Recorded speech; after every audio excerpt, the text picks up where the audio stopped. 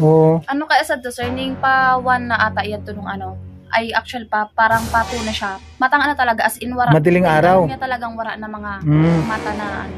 Oh. Tapos napansin ko parang may mga parang may anaani na ganap na. Oo. Tapos tigsir ko sa may korportina ko, tapos may tao na talaga. Nakabunit ano ba yung Parang bunit, sir, pero basta taklob sa ano, hindi ko ma-describe ang itsura. Kaya hindi mo ano, hindi mo masabi kung sino yung ano na yun. Pero ang ginawa mo, nagpunta ba kayo ng barangay kaagad? Natakot mo ba ako? Kasi wala man kami ma-run yan. Taturog na sad ko. Tapos naisip ko pag nagbas ako, hindi ano. Pag lumabas ka, ano pang mangyari sa iyo, no?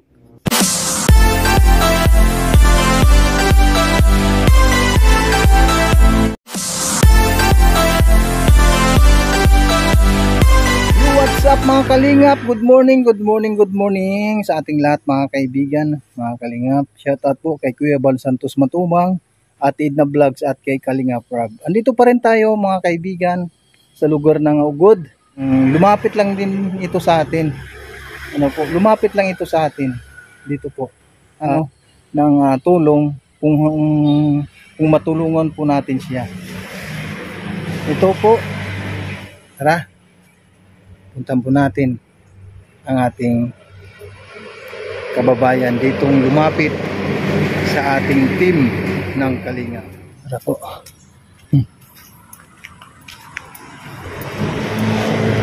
Hello po.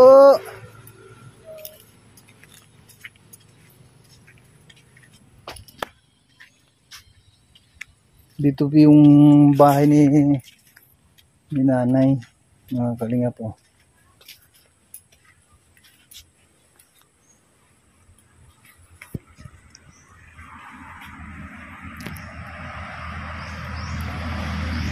Grabe oh. Ano kaya ito? Yung kusina?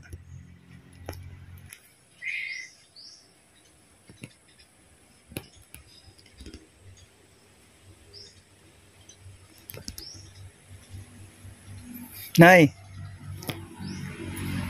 saan si Mister? Nasa Maynila, sir. Sa Maynila? Bakit nasa Maynila? Iniwan ka lang dito? Opo, nagtatrabaho po siya. Nagtatrabaho. Anong trabaho ni Mister? Construction lang po. Construction. Ang naiwan dito, ikaw lang mag-isa? Hindi, yung mga anak ko nag-aaral po. Ay, mga anak mo? Opo. Ilan ang anak mo, Nay? Bali 7, tapos yung dalawa may asawa naman. Yung dalawa. Yung Tapos yung mayroon ka pang mga anak na nag-aaral? Opo, 3. Oo. Isang college, isang high school, saka isang elementary. Ayun po mga Kalingap po. Ano ito? Grabe. Bakit may ano dyan, umuusok, ay umapoy? Nagsasaing, sir. Ay, dyan kayo nagluluto? Opo. Yun po mga Kalingap po. Ano yung niluluto ninyo? Kanin na iyan? Opo. Grabe. Natira lang tayo dito kasi nag-aaral yung Yung mga kapatid mo? So, siya, sir, pinapaluto po. Ibali si Kuya ang kusinero dito. Siya ang naiwan ay. Siya naiwan. Ilang taon na si nanay? Ano nga palang pangalan ni nanay? Pangalan ko po? Marilyn po. Marlene. Aranel po. Aranel. Opo. Marlene Aranel. Ilang taon na si nanay Arlene? 52 po. 52. Tapos yung mga anak, mayroong ang pinakapanganay, ano na? Nandun man, sir, yung anak ko sa nag-asawa na yun. Opo, may asawa. Yun ang nag-asawa. Opo. Tapos ito pangalawa to. Tapos yung pangatlo, may asawa naman. Tapos si Kuya naman, mayroong asawa. Binata pa yan, sir. Ay, binata pa pala. Opo. Yung pangalawang anak ko yan. Yung may asawa, yung panganay, saka yung pangatlo. Itong bahay na ito, Nay, sa inyo ba itong pinagtirikan ng bahay? Hindi pa man po ito sa amin. Ay, hindi sa inyo ito. Hindi kaya ano lang. Grabe bakit? Pag halimbawa ng pag tumulod yan, pag umulan, talagang baha talaga dito. Yun po mga kalingap. Kami sir sa hindi tumutulo. Saan? Diyan. Ay, dito. Doon. Diyan. Mali. Ay, dito sa ano? Ay, ito yung pinakakwarto ninyo dito. Maliit lang yan sir. O, yung hindi pa nga. Pag ano, pag grabe naman. Maayos sir. Lang sir sa akin kita kahit Grabe naman mga kalingap.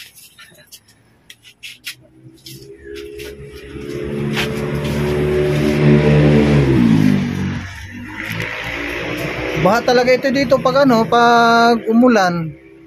Ano? Gilid-gilid na lang kami sir. Gilid-gilid lang kayo na pag natutulog kayo. Kasi wala namang ano dito. Di ba? Dito walang ano dito, walang anggi pagdating diyan. Ginawa na nilang kwarto yung kabili doon. Sir, sa dyan, sa dito. Oo. Bakit na hindi napagawa ninyo yung bahay ninyo? Sa dami ng ano sir, may mga pinapaaral, tapos yung No. kinikita niya sapat lang sa pagkain, minsan kulang pa. Ganun talaga. Walang ano, pambiling materialis, ganyan. Yung mga anak mo na nasa school ngayon? Opo, Oo. galing nga ako doon. Tapos papapirma sana ako nung sa ano. Ano yung mga anak mo, babae, lalaki? Ano, yung Yung college, nag-aaral? yung college ko, babae. Tapos yung high school, lalaki, grade 8. Tapos yung bunso ko, grade 6 dito. Dito lang. Pwede kong balikan dito, Nay. At para makausap din natin yung college sa yung ano yung High grade school. 11 ay yung Opo, grade 8 tapos grade 6. Oo. Tatlo silang nag-aaral. Para sakali sa pagbalik ko dito at mayroon tayong mga sponsor na gustong tumulong, matulungan din natin sila. Opo. Ano ba yung pangarap mo, Nay? Halimbawa na ito, ako nga pala, Nay, si Kalinga Pose sa YouTube. Opo. Tapos yung aming founder si Kuya Bal Santos Matubang, Ate Edna Vlogs at Kalinga pamilyang Matubang. Meron ka bang nakilala na ano, Nay, na Bal Santos Matubang? Parang naririnig ko naman yun Saan? sa Kalinga ba yan? Ay, Kalinga natin sa Sa Kalingap. Kalinga. Yun yung mga taong ano, nakakaintindi sa mga kagaya po natin na mga mahihirap. Opo.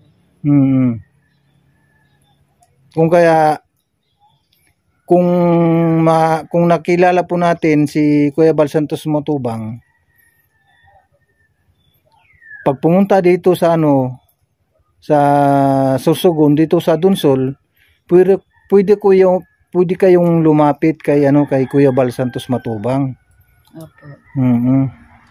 Kuya Bal Santos Matubang. Yung kanyang pangalan sa YouTube is Bal Santos Matubang. Bal Santos Matubang. Yes po. Ilista ko na. Meron ka bang Nay? Meron ka bang cellphone na touchscreen? Ayun lang, sir. Wala. Ito lang ang ko, sir. Ay, yung di keypad? Opo. Wala talaga. Pero anong malay nyo, Nay, kung sa mga anak mo, yung mga anak mong nag-aaral, baka pala rin, siyempre hindi naman natin alam yung kapalaran na pagdating ng araw ay sila ay makatapos at matulungan yung inyong sitwasyon. Gaya nito, si tatay andun sa Maynila nagtatrabaho Para Para man lang makapagpadala. ng ng sa pagkain, pang Paano yung pagpapadala ni Tatay Nay? Ano ba? Yung ano ba? Yung weekly, monthly? Weekly po. O tuwing Saturday, Sabado. Sabado ng hapon. Galing mo ng umaga ganyan. Magkano naman ang pinapadala pa, Nay? Minsan 2,000, kulang. Kung iisipin talaga sir, kulang man. Kaya ako kuminsan nakikipag, man ako, naglalabada man ako. Nakikilabada ka na rin. Yan, para pangdagdag man lang. Para makatulong din yung sa mga gastusin. Opo. Hindi naman na tayo ay mayayaman. Ng mga bata, baon. Siyempre, kawawa man yung pabaunan. Ganyan lang sir, tulungan na lang kami. Basta makapag-aral lang sila. Si Kuya pala, anong trabaho ni Kuya? Wala si Kuya. Minsan, sumasama rin yan sa papa niya. Kaso sir, umuwi siya ngayon kasi natapilok siya dun sa trabaho niya. Ay kasama, ay dating kasama ni... Opo, dating kasama. Ilang araw pa lang po yan dito sir. Kumbaga ay nagpahinga lang. Kasi natapilok siya baga pa nga yung paa niya. Nagpahinga pa lang siya kahapon. Pahinga mo. Habang nandito siya muna ang nagluluto. Mabuti naman kahit na papaano, andito yung pangalawa mong anak na kaya nga sabi ng asawa ko, sabi niya, kung ano yung anya, dyan na lang muna para may lalaki kayong kasama dyan. Kasi mahirap din sir pag walang lalaking kasama. Katulad nung sir dati nung nagtrabaho ako. Muntik ng pasukin. Kasi dito natutulog yung anak ko. Muntik ng pasukin pala yan. Nakapasok na dyan sa gate namin. Nakataklog daw. Nakabunit? Opo. Yung damit lang daw. Ay, damit lang? Yung ginamit? Kasi mabuti, gising pa yata yung anak ng dalaga. Tapos, nasisilip daw niya dyan. Sumisilip-silip. Kasi yung mga baga namin, siguro nakikita naman nila na walang kasiguruhan yung walang kasamang lalaki. May kasama din niya yung anak kong grade 8. Ay, yung grade 8 siyempre bata naman din. Grade 8. Ginigising daw niya. Hindi man magising kasi, siyempre, puyat din. Mag-aalas 2 daw ng madaling araw kasi nangyari yun. Alas 2 madaling araw, gusto silang pasukin. Sumisilip. Pero saan ka naman doon, Nay? May ilaw kami.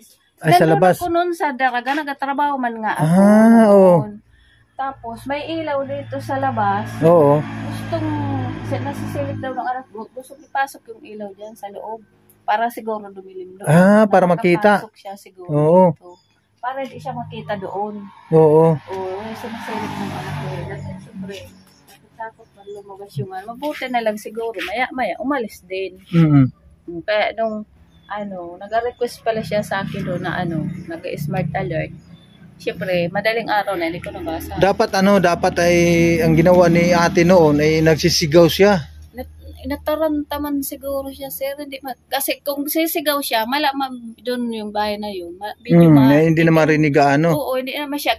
Saka baka hindi talaga siya maririnig. Kaya sabi, sa isip niya na lang, pag pumasok, lalaban na lang siya. Dapat mayroon silang handang dyan, mga itak. Ayun nga, sabi ko sa kanya, sa susunod, mabuti na lang, sabi ng asawa ko, nalaman ng asawa ko, pinauwi to. Pero blinater ko yun sir sa barangay nung pag-uwi. Dapat i-blatter mo kaagad kasi baka ulitin pa. Siguro mga lasing siguro. Kaya pala nung time na yun, nung nasa trabaho, nagtrabaho man ako ron, sabi para akong kinakabahan. Kinaumaga, nabasa ko yung smart alert niya nung pagkagising ko. Yun. Umuwi ako dito, blinater ko doon. Kaya sabi ko, mas maganda na yung may kasamang lalaki dito.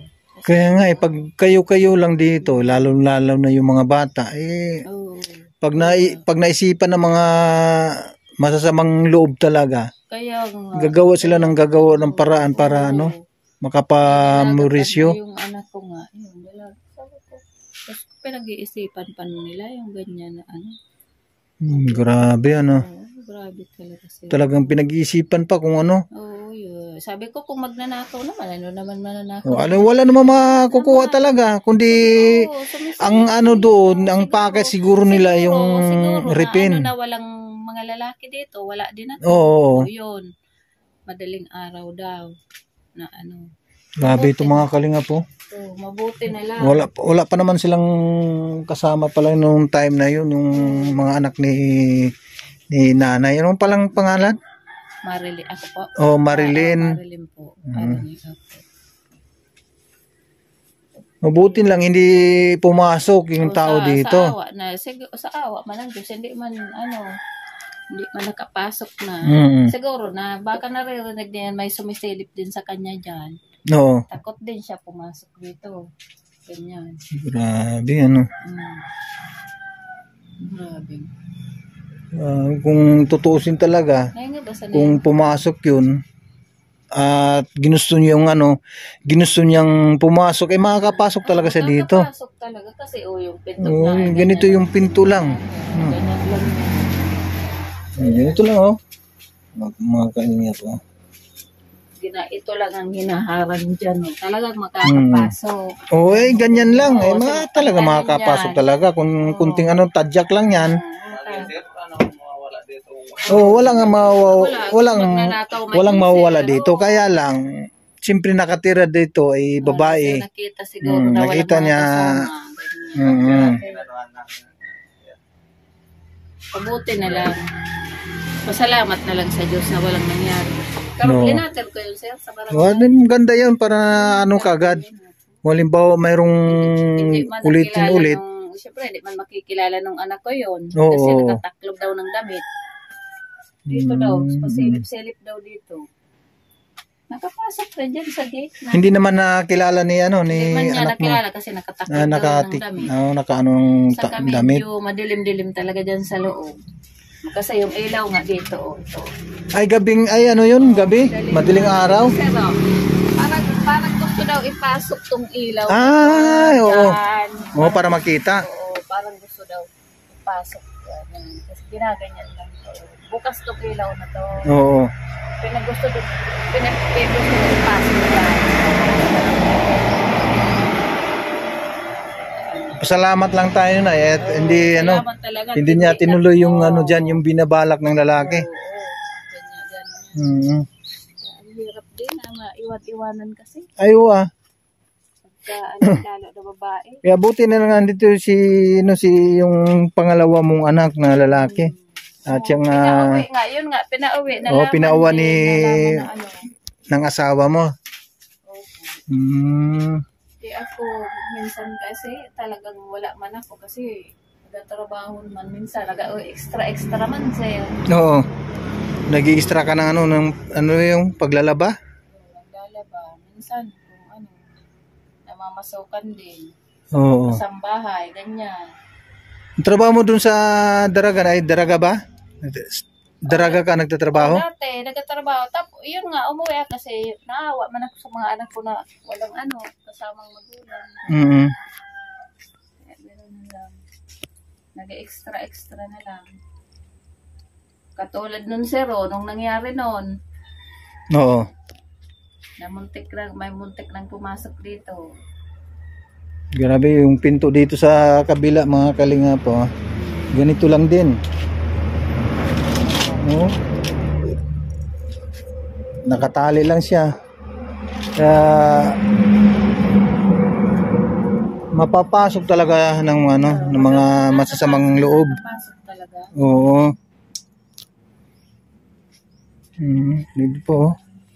Hindi talaga maayos. Sira-sira na yung nito. Yung bahay.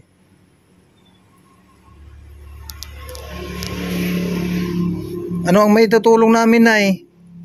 Kayo, sir, kung anong... Ganito na lang, Nay. Yung halimbawa, mapanood ni Kuya Balito, meron ka bang mensahe? Sabi mo nga ay naririnig mo itong yung Team Kalingap. Anong mensahe mo kay Kuya Bal?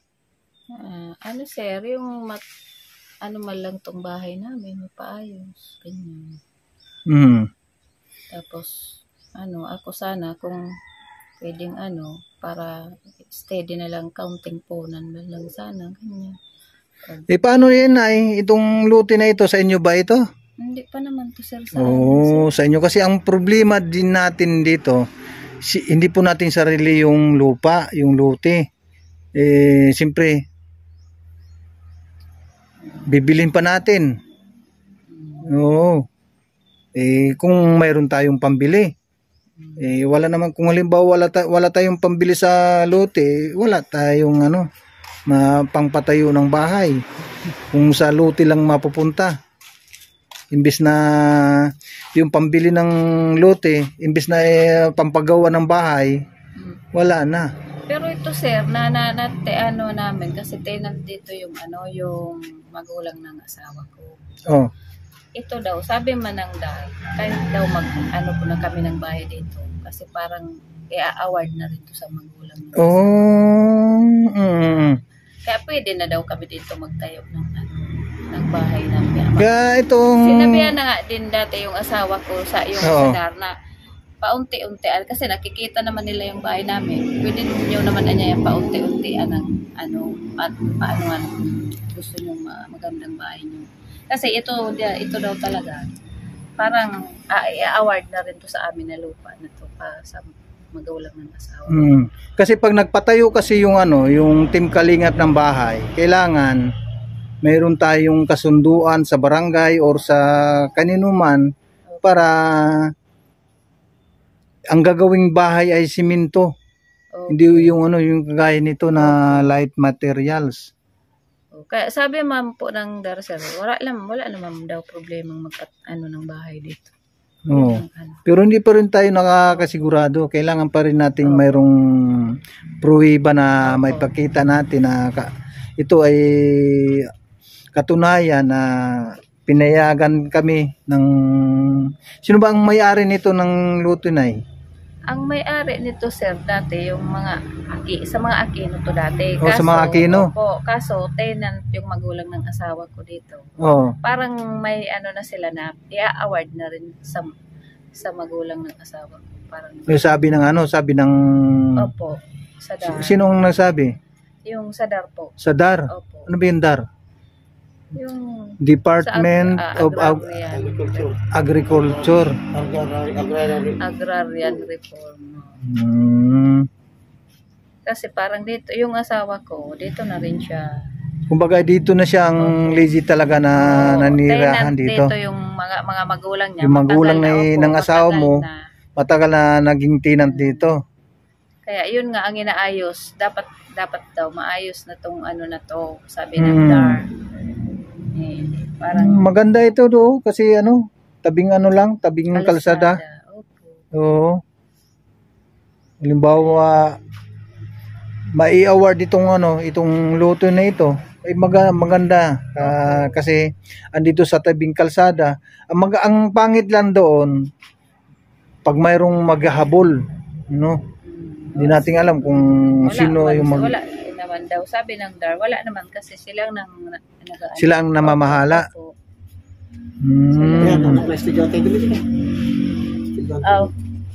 Sir, so college. Ito yung college mo. Anong pangalan ni ate? Ira Aranel. Ira Aranel.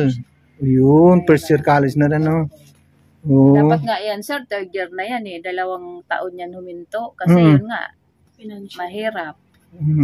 Nagtrabaho muna siya. Nagtatrabaho sino? Dati, siya, nag-extra sa tindahan. Sa Jollibee. Saan Jollibee? SM Legazpi. Legazpi. Pero mga ilang buwan lang naman siya. Siya. Kumbaga yung part-time, nagkasakit din siya dati kasi.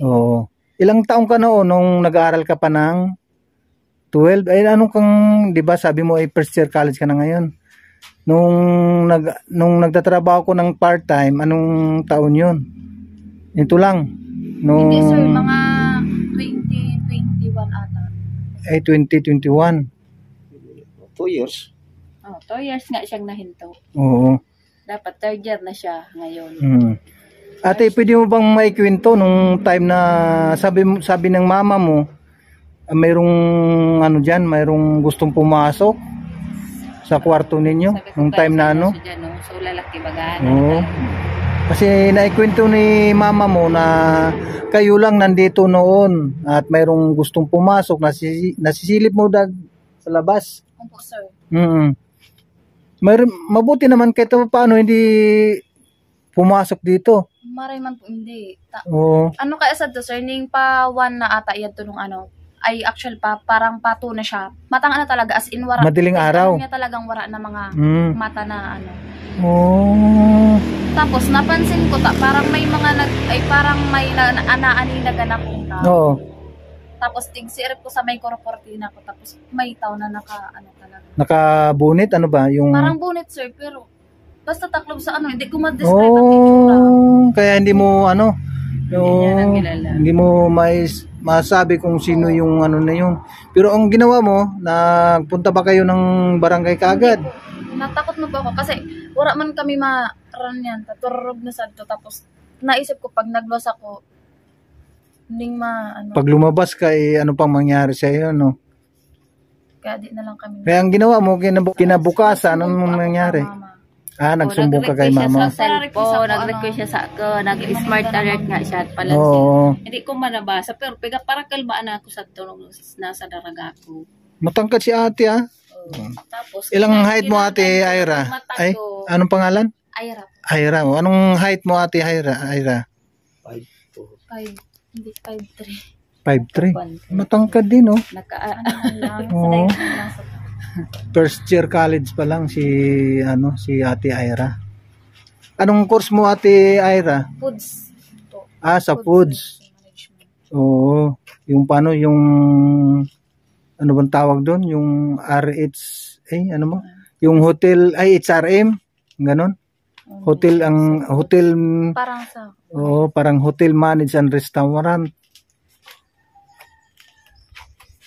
Mayroon ano niya yung mga subject ninyo ngayon. Nag-ano ba kayo, nag-aral ng pagluluto? Hindi pa man, sir, pero sigurado mga midterm. Tigaturoan pa lang kami kung paano mga pasunod-sunod na dapat. Hindi sa foods. Ilang taon na si ate? 22 po. 22. Yun. Tapos yung yung sumunod sa iyo 20. Nag-aaral din sila. Ay mga estudyante. Nag-stop? So nagsunod po sa akin, nag-stop siya. Tulo na lang kaming so pang 6 tapos pang 7 kaya na pang 4. Kami na lang tulong nagkaklase. Oo. So, grade 6 tapos grade 8.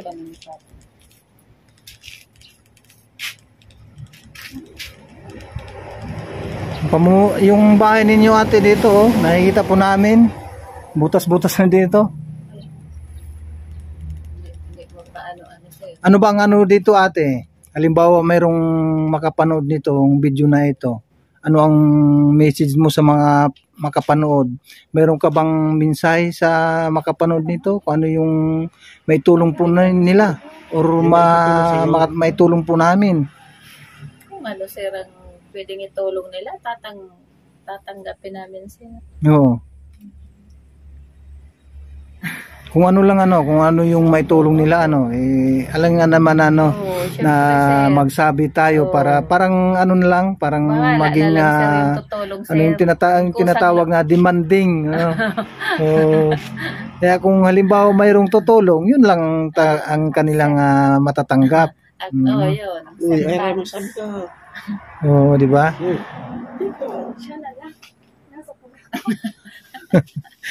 Nahiya ka pa? Kanina pa tayo nag-uusap dito, nahiya ka pa?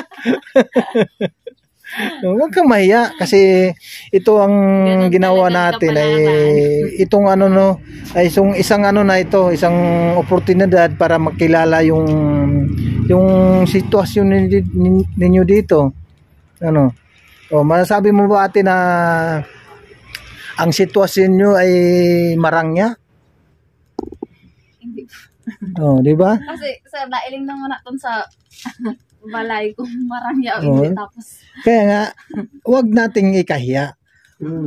Wag nating ikahiya yan. Kasi kung tayo at nakikita man din yung sitwasyon dito sa lalo sa pamamahay ninyo, nakikita naman talaga wag na nating ikahiya kung sino man yung tao makapanood, bagkus tutulungan na lang. Kung gustuhin nila. Kung gustuhin lang ha, huwag nating ikahiya kasi hindi naman tayong pinanganak na mayayaman. Wala naman tayong paggising po natin hindi naman tayong pinanganak na may ginto, yung ganun. Kaya wag nating ikahiya yung sarili natin. So paano Nay, Ate Ira, itong ating ginagawa ay ano lang muna ito, yung scouting, tinatawag na scout, para alamin yung sitwasyon, mga pamumuhay nyo dito, para malaman na rin natin. At kung halimbawa mayroong magpaabot ng tulong, ganyan, kay Ate Ira na isang estudyante, ay first year college ngayon, kung halimbawa mayroong tumulong sa kanya, makakarating at makakarating. Diba? Halimbawa si nanay, anong pangalan ni nanay? Nanay Marilyn. At andito naman siya lagi na nakantabay kay Ate Ira, siyang tagabantay. Kung halimbawa may yung magpaabot ng tulong para kay Ate Ira, makakarating naman. O, paano Ate Ira? Alis muna kami ha. At maraming salamat sa interview, sa kunting katanungan na nasagot po ninyo. Salamat man sir. Sige po, Nay. Sige po Ate Ira ha. Maraming salamat din.